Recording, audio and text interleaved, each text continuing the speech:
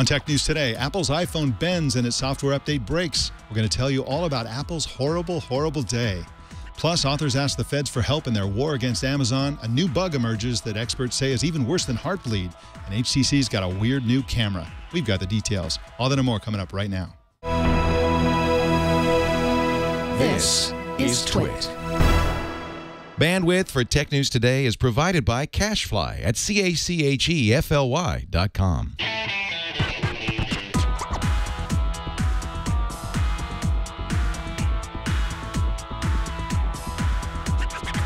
This is Tech News Today for Thursday, September 25th, 2014. This episode is brought to you by Personal Capital. With Personal Capital, you'll finally have all your financial life in one place and get a clear view of everything you own. Best of all, it's free. To sign up, go to personalcapital.com/TNT. And by Harry's. For guys who want a great shave experience for a fraction of what you're paying now, go to harrys.com. Get $5 off your first purchase by entering the code TNT when you check out. Tech News Today is a show where we talk about the tech news with the journalists who report it. Welcome to the show. I'm Mike Elgan, and also with me today is Jason Howell, 6'8" of glory. Yeah, some people don't believe it, but it's true. It's true. It's absolutely true. And also, it's Thursday, so we've also got Elise Hugh, our Thursday co-anchor. Welcome to you, Elise. Thank you. I'm only 5'9". Okay. Well, you know. Don't say only. Tall. That's a strong height. Don't take it personally, Elise, but when the basketball picks come out, you're going to be second to Jason. I really don't believe that Jason is 6'8", so I still want to see proof. Okay, watch. See? Done. That indicates nothing to me. Okay, all right. He's standing on a platform. I don't know what I can do You for you might have then. a long torso. So I heard a story today that the Pew found that something like 50% of the news that people get, they get from Facebook and other social networks.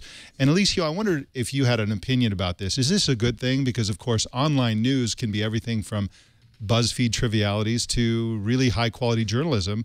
What is it you think people are sharing? And is this, do you think, better than when people get their news from television news? I think it's better that we can choose what news we get, right? Because there's so much more information coming at us from more places, more times than ever before. And now we have a choice. And I think that's great.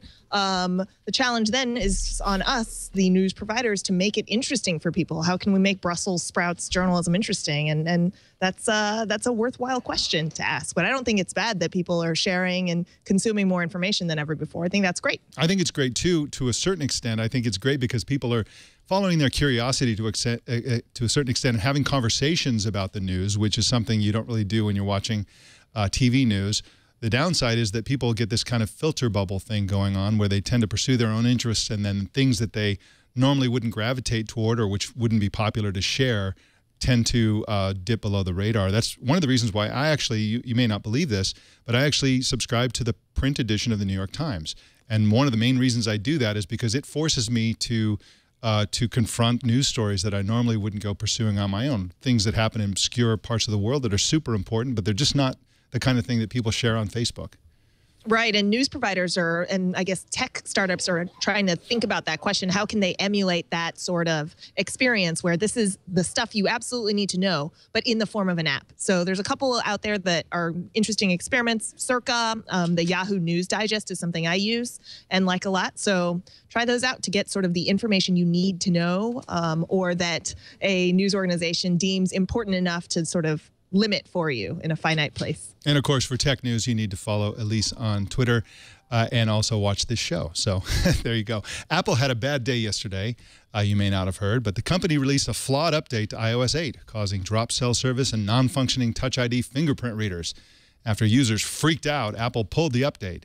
The site imore.com and others quickly published solutions for removing it, and then later Apple published solutions of their own. Separately, articles and videos began circulating yesterday showing how iPhone 6 phones could be permanently bent in a pocket. The fiasco was quickly and deliciously branded as Bendghazi. Shara Tibken is a senior writer for CNET. She wrote a great story about this, and she joins us now. Welcome to you, Shara. Hi. So how is it even possible for a company like Apple, that has a reputation for perfectionism, to distribute a messed up flaw like this? Oh, which one? The bending or the software? The software. I mean, they issued this patch, what, a week after the operating system emerged, and it was a train wreck. Yeah, I mean, they created this to actually try to fix things that were wrong with iOS 8, and they ended up messing up phones even worse. I think the issue was they probably really rushed to get this done, and they maybe didn't do as many tests as they should have. It seems like it only was affecting iPhone 6 and iPhone 6 Plus users. So it kind of raises the question as to whether they were testing it on those devices. Yeah, I mean, it's definitely a question how something like this could be so wrong. How bad is the iOS 8 problem compared to previous versions? Because there was some talk this morning that iOS 7's release also was buggy as well. Is this the high watermark for Apple's foibles, if you will? No, I don't think so. Whenever there's a new operating system that comes out, there's always going to be errors. You can do as much testing as you want, but when it's smaller teams, it's not millions of people actually using these devices, you're not going to be able to catch everything. And some other big mistakes that really come to mind are maps, which everyone remembers how awful those were when it came out a couple years ago. There also was antenna gates with the iPhone 4 back where, the design, the antenna on the phone caused users to lose reception. And Apple initially told people that they were holding their phone wrong before they actually redesigned this and put out a software update and gave millions of people free cases to fix it. So I don't think this is the biggest issue that Apple's ever had, but it's definitely not a good one. But just to pursue the question of just how relatively bad this is for Apple, there was another report that came out this week that said that apps are far more likely to crash on iOS 8 than on the previous version. And I wonder if you had a handle on what it is that they're comparing there. Are they comparing the eventually refined version of iOS 7 with the just released version of iOS 8, or do you think that was an apples-to-apples comparison, no pun intended, between the initially released versions of each version? What do you think about that? Is that report reflective of a disastrous OS, or is this just business as usual? I don't think it's a disastrous OS necessarily. I do think there are quite a few bugs that people are complaining about. The report you're talking about, I believe that they were comparing the initial iOS 8 to the initial iOS 7. So until they fixed the update, I believe that's what it was. But there are definitely huge bugs in this. A really big one is HealthKit, which is their program that's supposed to kind of integrate all of your health information, such as how many steps you're walking, your weight, what you're eating, and allow other apps to kind of pull from the information and also contribute to that data. And that was supposed to come out with iOS 8, but it's been delayed until the update comes out. Shara, let's switch back to the iBend problem, or the phones now known as iBend. What is Apple going to do for users who do bring in bent phones? Well, there's talk that they will allow you to return the phone. If this becomes a really widespread issue, I think they're going to have to look at how they can design around this and hopefully roll that out for devices that come out either later this year or early next year. They've done that before, like with the iPhone 4 and the antenna issues. So, sorry. So my lights went out. But they also could do things like with Antenna Gate, they gave everyone a case, so we could possibly see something like that again if this actually becomes a widespread issue as opposed to just a few people. Yeah, this is another case where I just am trying to get a handle on how bad it is exactly. I'm not going to, I got my iPhone 6 Plus right here. I'm not going to bend it to find out how easy it is to bend. I'm just sort of counting on the journalists and users out there to sort all this out. To, statistically speaking, if hardly anybody has a bent phone in real life, then it's really not a problem. If, on the other hand, normal use by people in skinny jeans, presumably, who sit down and bend their phones, well, that's a real problem. So is this a byproduct of Apple's obsession with thinness on the one hand, and of course BlackBerry and Samsung are slamming Apple in ads and sort of making fun of Apple, pointing and laughing. Is that fair criticism? Is this a design flaw on part of Apple, or is this just somebody blowing an obscure problem out of proportion? Well, I don't think it's necessarily obscure, because the people who are having the bending issues, it's actually happening while they're sitting and having it in their pocket. So it's not necessarily people actually like trying to go and bend these. We've seen people who are doing that to actually show how easy it is. But this was something that seems to just be happening when people are using this in their daily lives. And as you said, it's definitely everybody's trying to get thinner and lighter with these devices. And Apple uses aluminum, which, it's the materials it uses to get it thinner and lighter. It's allowing it takes away some of the stability of the device. So it's definitely a trade-off of how thin and light can you go before these actually lose some of their functionality. Yeah, it seems to me that it's mostly a problem for people with superhuman strength, like that one review, or super tight pants. Either way, it's going to be a problem.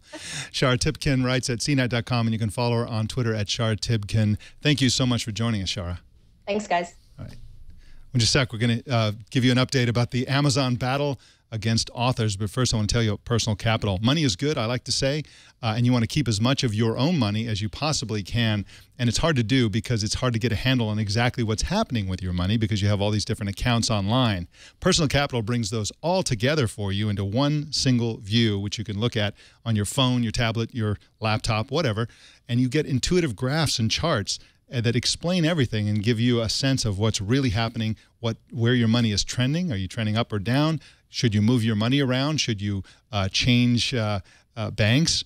What should you do with your money? It's an important question because a little change now can have a big effect in the future, and you want to protect yourself in the future. Personal Capital also has an award-winning watch app that you can download in Google Play that seamlessly integrates Personal Capital onto your Android Wear watch. I love that app, and I've got a lot out of it in the short time that I've been using it. So why wait? Signing up takes just a minute and pays big dividends. To sign up, set up your free account. Go to personalcapital.com/TNT. And remember that Personal Capital is free, and it's the smart way to grow your money. And we thank Personal Capital for their support of Tech News Today.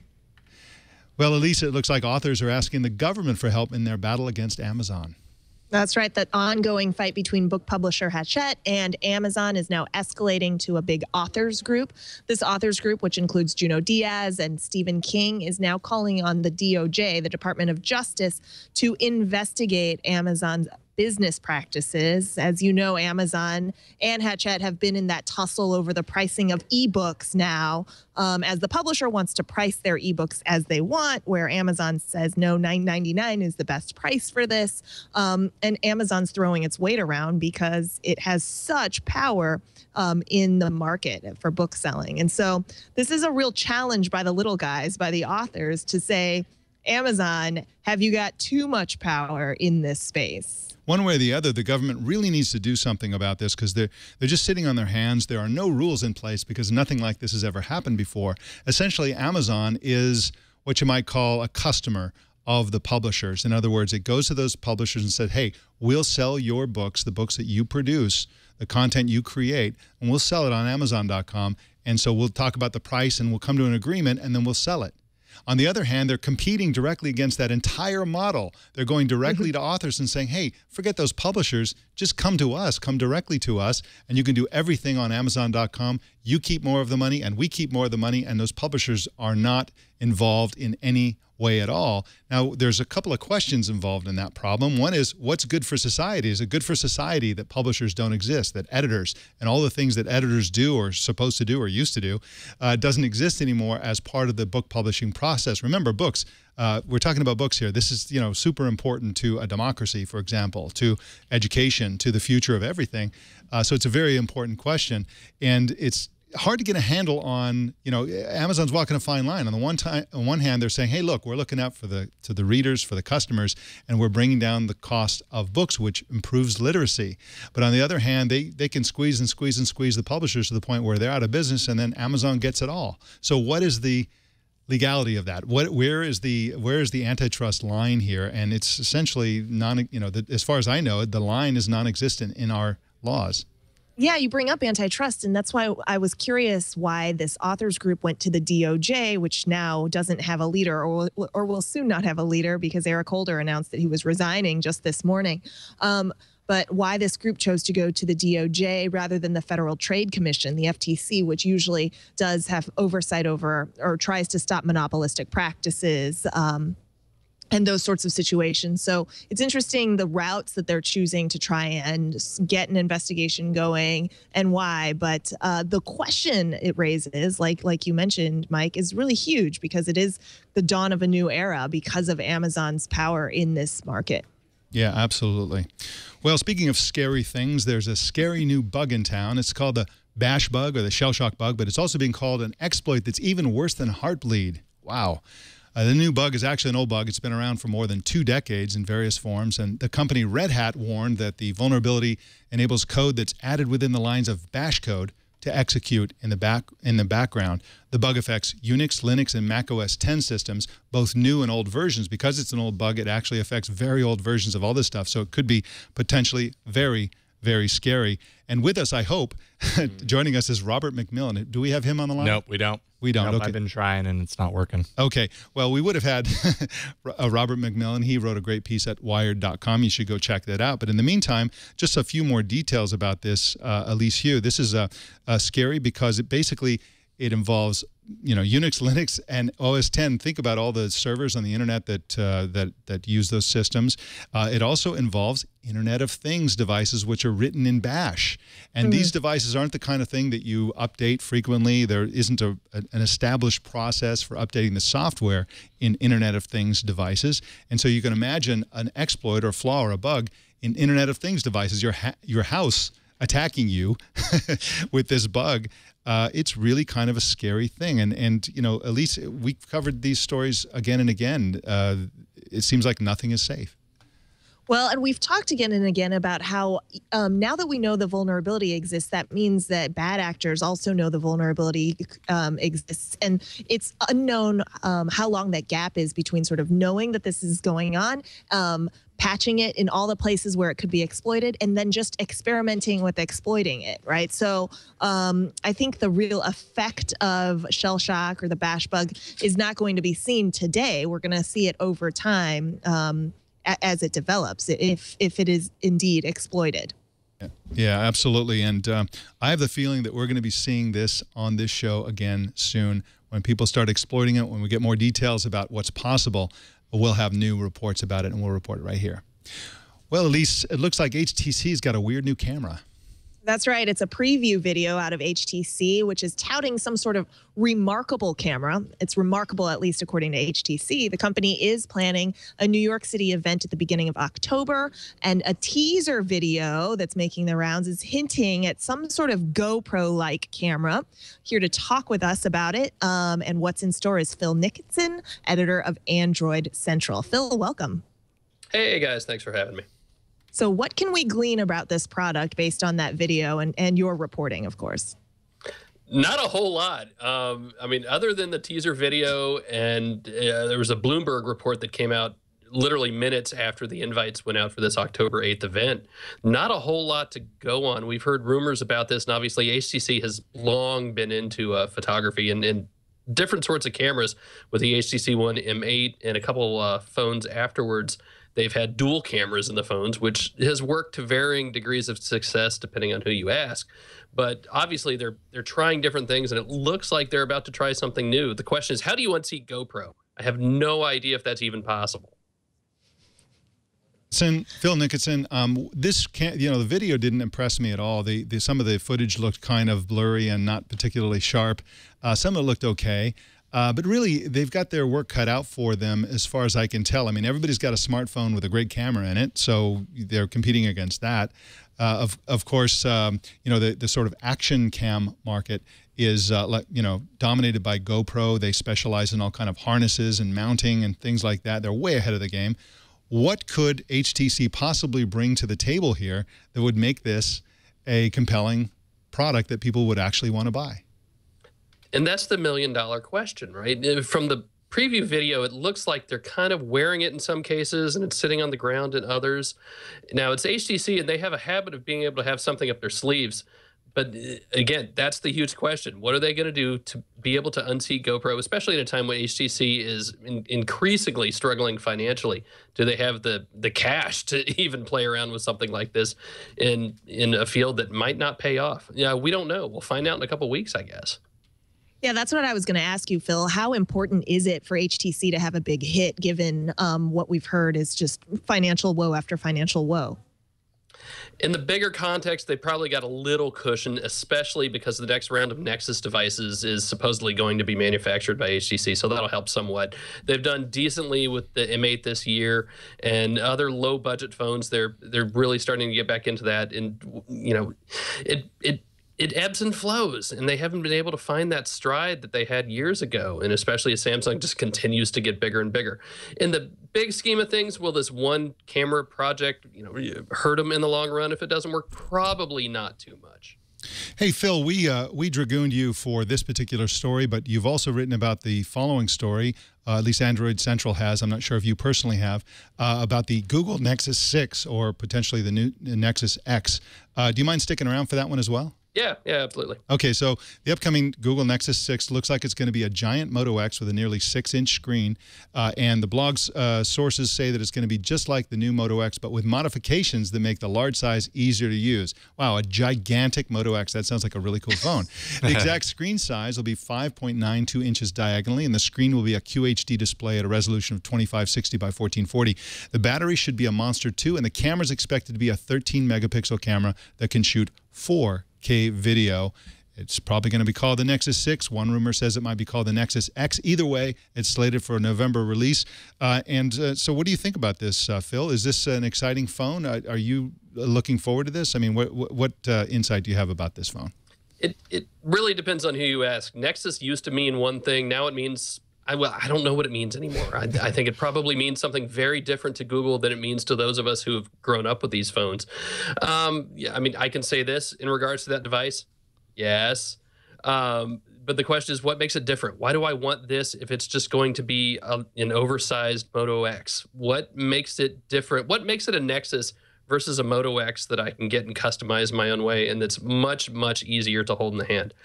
Again, not entirely sure, and I'm a little worried about the camera, right? Motorola's cameras have not really just blown us out of the water these past 2 iterations, including the new Moto X. And Google has gotten better, but still not as good as LG and Samsung. So and Motorola has also just scaled back the software, right? That's Motorola's real forte now, is getting this lightweight software with some really good additions and not much else. Well, I mean, that's pretty much what Nexus has done. It's, you know, as stock Android as you can get. So what are they going to do on top of that that Motorola hasn't already done? Android L is probably going to make a big difference, and that's kind of the dark horse here. We've seen a preview, but I don't think we've seen everything that Google has to offer with that yet. And Phil, we've had this conversation on other episodes before too, but just on screen sizes. I mean, are screen sizes essentially kind of becoming jean sizes where you just find the perfect fit for you because there are so many options now out there? I can't decide if we're dictating to the manufacturers what it is they need to make or if it's the other way around. In fact, when I was up in Chicago at Motorola about a month ago, they said in a survey that they had conducted, 75% of the respondents told them, hey, if I'm going to update my phone, if I'm going to upgrade my phone, I'm going to get something bigger. So that's how we ended up with a 5.2-inch Moto X versus the 4.7-inch phone a year ago. At some point, it's got to stop, right? I mean, it can't keep getting bigger. I have a feeling at some point the manufacturers are going to say, you know what? We've decided enough is enough. We're going to back it back down. You guys want smaller phones, and we're going to give it to you. And we're all going to, you know, praise them and thank them, especially me. Yeah, you know, it's I agree with you. I don't know what a Nexus means anymore. It used to mean something very specific. Now it's sort of up in the air. But I would be happy with a gigantic Moto X with a vanilla user interface plus those Moto X sort of voice command type of interfaces that Motorola developed, plus a very low Nexus-style price and free tethering. That would be a killer phone, and especially if it had a great camera. I mean, you know, the camera in the Moto X was horrible in the beginning. They fixed a lot of it with software, but I really believe that they're going to come out with a much better camera than they've had in the past. I think their reputation for having bad cameras is about to go away. So this could be, we don't know that it will be, but this could be a really, really great phone for people who want a really, really big phone that doesn't bend, by the way. They could have wood back, or who knows what it'll have on the back. But I don't know. This could be a cool. A cool phone. You never know. Well, Phil Nickinson is at AndroidCentral.com. You can find him at Nickinson.net, and you can follow him on Twitter at Phil Nickinson. Thank you so much for joining us, Phil. Thanks for having me. All right. Well, in just a sec, we're going to have some follow-ups for you, but first I want to talk about Harry's. You know, they used to believe that the stuff that you put on your skin didn't sort of affect your body, but now we know that everything you put on your skin goes into your body almost as if you eat it. So any sort of product that you use, a personal care product, is going to affect you, and that's why it's really great that Harry's uses all kinds of essentially food as ingredients to make their shaving cream and shaving gels more delicious. Really, they use things like licorice, cucumber, coconut oils, eucalyptus, and peppermint. These are healthy foods that when you put it on your face, they're not going to put chemicals into your body. It's a big problem with all the chemicals flying around out there. And let me show you what you get when you order a basic Harry's kit. Why don't you go ahead and put the camera on that? So you get everything you need to have a luxurious shaving experience. You get this really great razor, high quality blade, and everything. That's really important. The blade is super important because, of course, you're going to be running that across your face. And this is milled by their own factory in Germany, high quality stuff. And this is the shaving cream that you get with the basic kit. And this is like fantastically easy to do. Like when you go to the store and buy a razor, sometimes it's pretty easy to buy an overpriced, low quality razor. Sometimes it's even hard. They make it hard for you to buy a low quality razor at too high a price. Harry's is an affordable, very low-priced razor that's high quality, and it comes right to your door. You don't have to struggle. You don't have to wait for somebody to go get the key to unlock those precious razor blades that they sell. It just comes right to your door, and it's super, super convenient. And, of course, it's a subscription service, so it just keeps on coming, and you'll never find yourself without razors. So it's really a fantastic service. To me, the best thing is the quality of the ingredients in their shaving cream and their shaving gel. That's super, super important. You don't want to be putting chemicals into your body every single day. So just go to harrys.com. That's HARRYS.com. Use the promo code TNT, and that will get you $5 off your first purchase. That's harrys.com, promo code TNT. Well, Yale McGuire, who's the engineering director at Facebook Connectivity Lab, revealed at the Social Good Summit yesterday some interesting details about Facebook's drone program, which we reported on earlier this year. The solar-powered drones will fly at super high altitude between 60,000 and 90,000 feet, far above where the commercial airliners fly. And they'll stay up there for months or even years at a time without landing because they're solar-powered, and they'll deliver internet connectivity to remote areas of the world. At least that's the plan. McGuire said each Facebook drone would be about the size of a 747, but much lighter. He actually said it would be about the same weight as 4 tires from a Prius, of all things. He said Facebook needs the drone flying rules to change, though, so that each remote pilot can control 100 drones. That's right. Facebook is planning, let's just understand this for a second. Facebook is planning to put drones in the air where each pilot controls 100 drones, each of which the size of a 747. Typical social network, right? Facebook is shooting for launching the first drones next year inside the United States. Well, it's another day and another massive credit card data breach. Restaurant chain Jimmy John's said credit cards were stolen from some 216 of its stores and franchise locations in June, July, and September of this year. The intruders stole login credentials from a vendor used by the chain, and that's how they gained access. One key feature of the upcoming Apple Watch is a flexible retina display made with sapphire. Now, a new report from research firm NPD Display Search says the 1.5-inch display module and touch panel cover together is probably going to cost Apple about $27 each to make. In fact, the sapphire part alone is expected to cost nearly $20. In other news, Amazon got big press last year when CEO Jeff Bezos demonstrated their drone delivery ideas on 60 Minutes, but now the German company DHL is actually planning to implement drone delivery to a small island called Juist off the coast of Germany. Delivery flights by the so-called parcel copter are expected to take as long as 30 minutes and will take place only when local ferry service and flights are not available. The drones will carry medicine twice a day, but deliver it to couriers on the island who will deliver the packages by truck. Jason, I don't know about you, but this sounds like a much more rational and practical idea than Amazon's crazy scheme where they would have drones actually delivering individual packages in cities to people's front door and presumably, hopefully not shredding people's pets and birds and so on. Apparently everybody thinks drones are the answer to delivering packages. I just don't know. I don't know how real this is going to become, but I'm happy that they're looking into it because, you know, maybe it solves a problem. I just don't know how many times I've ever felt like Like I needed a drone to deliver something right now as opposed to next day air. Exactly. Like and that's in another way. A different air. Exactly. And that's why I think that the DHL system makes a lot of sense. I mean, basically what they're talking about is there are certain types of medicines that have to be rushed for whatever reason. Sure. And if the weather makes it unsafe to fly, why not put an unmanned